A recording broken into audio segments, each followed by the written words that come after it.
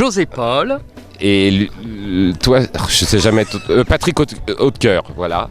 Nous sommes sur le mensuel. Et c'est Les Nuits Auréliennes. formidable, non ?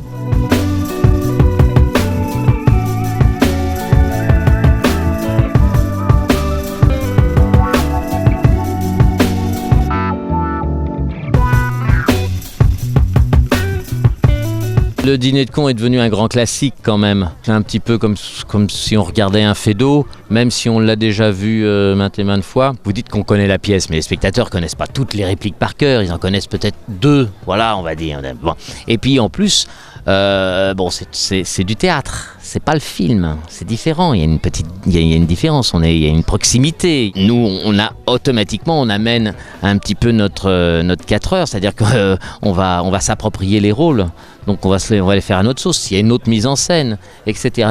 Tout ça donne que ça fait un spectacle à part entière et que on avait la crainte, on l'avait. On l'a eu en répétition. On s'est dit oh là, voilà. On s'est dit.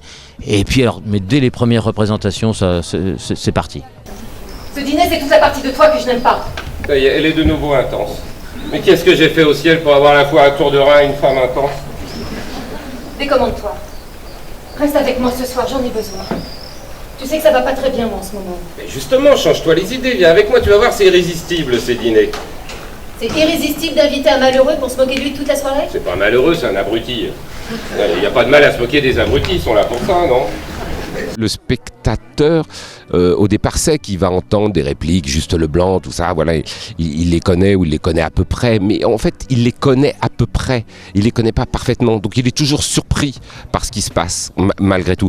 Et puis il y a une pièce, c'est-à-dire que Francis Weber a écrit une pièce avec une histoire, malgré tout, avec un début, un milieu, une fin, et il y a un moment, les gens, ils redécouvrent l'histoire, et même moi qui connaissais le film, qui avait vu aussi une version de la pièce, quand je l'ai relu, je me suis mis pas à redécouvrir, mais voilà, je pensais mieux la connaître, et en fait en la lisant je me dis non, tu la connais pas si bien que ça, puisque je me suis mis à rire, mais spontanément, ça m'arrive pas si souvent quand je l'ai manuscrit, à rire aussi spontanément, et je me suis dit si toi tu ris aussi spontanément, si on fait bien le boulot, le public devrait avoir la même réaction. Quand j'étais étudiant, on faisait des dîners de moches. Il fallait inviter la fille la plus laide possible et à la fin du dîner, on distribuait une palme. Ah oui, moi j'ai fait ça moi aussi, mais c'est plus drôle avec les cons. Ah, ça me paraît moins objectif tout de même. Ah non, croyez-moi, docteur, il y a des cons totalement objectifs. J'en attends un d'une minute à l'autre, vous allez voir, on peut pas se tromper. Allez, tournez-vous. Alors, en lisant la pièce, je me dis, ah oui. Là, oui, allez, ça m'amuse d'y aller. C'est juste en relisant la pièce, je me dis, ah oui, je me suis dit, elle est mieux que ce que je pensais. Voilà. Et ça rejoint ce que vous dites tout à l'heure, c'est que je l'ai trouvé extrêmement moderne. On lit des pièces parfois qui viennent d'être écrites et on les trouve beaucoup plus vieillottes. Là, il a écrit une pièce, et Patrick le disait tout à l'heure, à mon avis, qui va passer dans 10, dans 20 ans, dans 50 ans, cette pièce se jouera toujours comme un classique. Parler de Feydeau, mais un Molière, tout ça, là, voilà. Et le but, c'est à chaque fois d'apporter notre pierre à l'édifice par une distribution des personnalités sur un plateau. Et surtout, nous, ce qui était important, c'était de mettre en exergue la pièce, pas essayer d'être devant la pièce, mais d'être dans la pièce, voilà, et de raconter l'histoire aux spectateurs. Pom pom pom pom, vous êtes bien chez François Pignon, mais il n'est pas là pour l'instant. Laissez un message après le bip, il vous rappellera dans le pipe. C'est à vous de parler. Oh là là. Hein? Il est pas beau celui-là? Ah, il a l'air assez exceptionnel, oui. Comprenez maintenant pourquoi je suis abattu?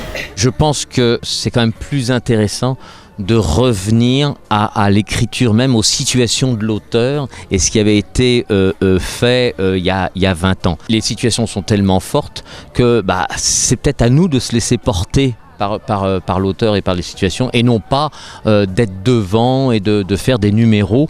C'est possible, Alors il y a des pièces qui ne l'amènent pas. Feydeau, c'est plus difficile quand même, Feydeau. Enfin, je parle de Feydeau, mais il y a d'autres pièces qui n'amènent pas ça, parce qu'il y a une structure mécanique. Mais là, même s'il y a une mécanique, on peut facilement se laisser aller. Patrick a raison.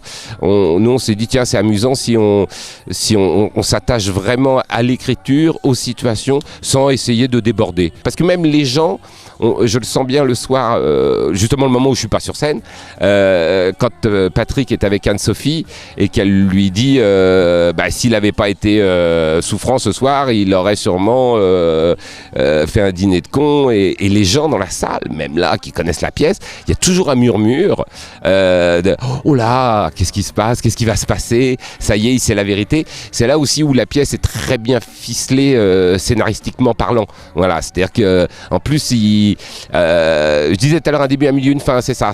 La pièce est parfaitement construite. C'est une machine de guerre. Hein. Ma femme est partie.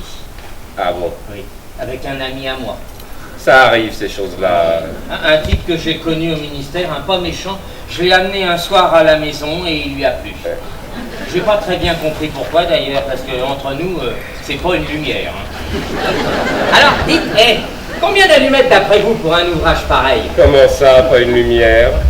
Non, le garçon avec qui elle est partie, c'est pas pour dire, mais qu'est-ce qu'il est bête. Hein. Allez, dites un chiffre pour voir. Mais vraiment bête?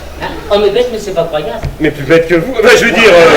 C'est une des grandes qualités de Weber aussi, c'est que c'est jamais un rire qui tire vers le bas. Et en plus, je pense que Patrick a apporté une poésie, quelque chose de lunaire au personnage, qui fait aussi que ça. Enfin, pour moi, en tant que partenaire, ça aussi élève la pièce, c'est-à-dire que ça lui donne ce que je pourrais dire, je pourrais appeler un charme.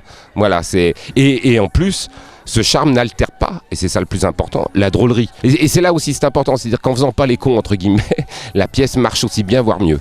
Alors, Tancarville, combien d'allumettes d'après vous? 2000... 346 422. Ah. Hein? Et c'est pas fini.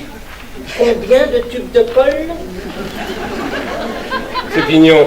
Oui. On va tout de même aller à ce dîner. Moi, j'aime bien tout. Je veux dire, faire de la mise en scène, écrire, c'est difficile, mais je veux bien écrire aussi. Ou alors faire l'acteur, c'est une palette comme ça. Des fois, on choisit pas. Je veux dire, c'est pas. Moi, je sais que quand j'écris mes pièces, je choisis pas de jouer dedans absolument. C'est l'écriture amène à ça. Des fois, je donne la mise en scène à faire. Enfin voilà, c'est. Hein. Les metteurs en scène sont des acteurs plus obéissants que les acteurs qui ne sont qu'acteurs. Parce que je pense que nous, on sait ce que c'est que d'être metteur en scène. Donc, et je sais qu'Agnès, elle a passé un très bon moment avec nous. Même parfois, elle disait, mais si vous avez des choses à me dire. Et on me dit, non, voilà, oui. Et ça s'est fait très naturellement et d'une façon extrêmement fluide. Ça a été juste du plaisir. Et Agnès riait elle-même, puisque en dehors de Patrick et moi, il y a Patrick Zard qui avait monté les Pâmes de Monsieur Schutz, qui est aussi dans le spectacle. Stéphane Cotin qui fait le docteur, qui est aussi metteur en scène. C'est-à-dire qu'à un moment, Agnès disait, c'est drôle, il y a 5 metteurs en scène sur la pièce. Et en fait, ça s'est passé merveilleusement bien, comme souvent dans ces cas-là.